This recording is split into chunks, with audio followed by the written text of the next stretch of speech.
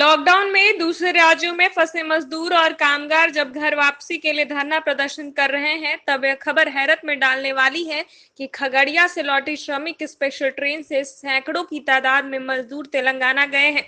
अब यह मामला तूल पकड़ता जा रहा है। इसको लेकर तेजस्वी यादव और राजद सांसद मनोज झा ने नीतीश कुमार पर करारा प्रहार किया है। नेता प्रतिपक्ष तेजस्वी यादव ने ट्वीट कर मुख्यमंत्री से पूछा है, नीतीश कुमार जी बताएंगे कि कल रात बिहार के खगड़िया से लगभग 250 से 300 मजदूर को ट्रेन द्वारा तेलंगाना क्यों भेजा गया है?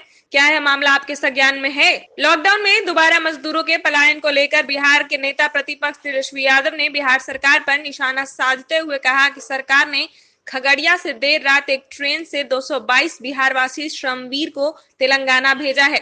संवेदनहीनता की भी एक सीमा होती है। तेजस्वी यादव ने एक के बाद एक कई ट्वीट किए हैं। उन्होंने कहा कि जहां एक ओर सभी राज्य सरकारें अपनी राज्यवासियों को वापस लाकर उनकी बेहतरी में दिन रात प्रयासरत है, वहीं तालाबंदी से पहले बिहार आए अप्रवासी मजदूरों को नीतीश सरकार वापस बाहर भेज रही है। रिवर्स माइग्रेशन को बढ़ावा देने वाली ये सरकारें हैं या man power agency? Tejashwi Yadav ने कहा कि यह संवेदनशीलता दुखद तो है ही, साथ ही में सीएम के उस फर्जी दावे की भी पोल खोल रही है जिसमें उन्होंने कहा था कि अप्रवासी मजदूरों का कौशल सर्वे करा बिहार में ही उनको रोजगार देंगे। ये तो सरकार की ओर से फोर्स्ड पलायन है। उन्होंने पूछा कि क्यों मुख्यमंत्री जी इतनी जल्दी बोझ बन गए हमारे ये कर्मवीर भाई। नेता प्रतिपक्ष ने सख्त तेवर अपनाते हुए कहा कि अगर इन मजदूरों को वहां कुछ होता है तो क्या बिहार सरकार इसकी जिम्मेदारी लेगी? आखिर इतनी जल्दबाजी क्यों? क्या सरकार को उनके स्वास्थ्य और गरिमा का फिक्र और सम्मान नहीं करना चाहिए? यह संवेदनहीनता की पराकाष्ठा है। काश सरकार की ओर से इतनी तत्परता प्रवासी मजदूरों को वापस लाने में दिखाई जाती। वहीं राजद के राज्यसभा सदस्य मनोज झा ने भी ट्वीट कर रेल मंत्री पीयूष गोयल और नीतीश कुमार से सफाई मांगी है।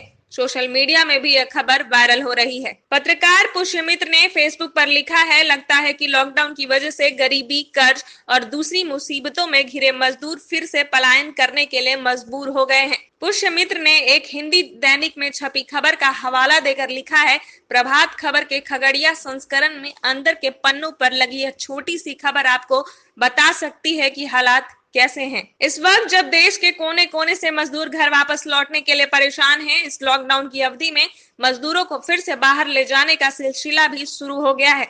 मजदूरों को पलायन के लिए प्रेरित करने वाले ठेकेदार सक्रिय हैं। लॉकडाउन की वजह से गरीबी, कर्ज और दूसरी मुसीबतों में घिरे मजदूर फिर से पलायन करने के लिए मजबूर हो गए हैं। इस बीच रेलवे की ओर से जारी सफाई भी आ गई है, जिसमें कहा गया है कि तेलंगाना सरकार के आग्रह पर श्रमिक स्पेशल खगड़िया से सिकंदराबाद के लिए मजदूरों को लेकर लौटी तेलंगाना सरकार के हवाले से बताया गया है कि वहां के मजदूर खगड़िया में फंसे थे।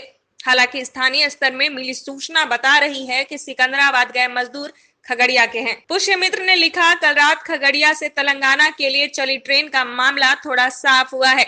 आखिरकार एक आधिकारिक तौर पर यह ट्रेन तेलंगाना सरकार के अनुरोध पर चली है, जिसमें कहा गया था कि इस इलाके में तेलंगाना के कई मजदूर फंसे हैं, मगर यह प्रकरण फिर भी कई गंभीर सवाल उपस्थित कर रहा है। आखिर खगड़िया जैसे पिछड़े इलाके में इतनी बड़ी संख्या में तेलंगाना के मजदूर क्यों फंसे थे?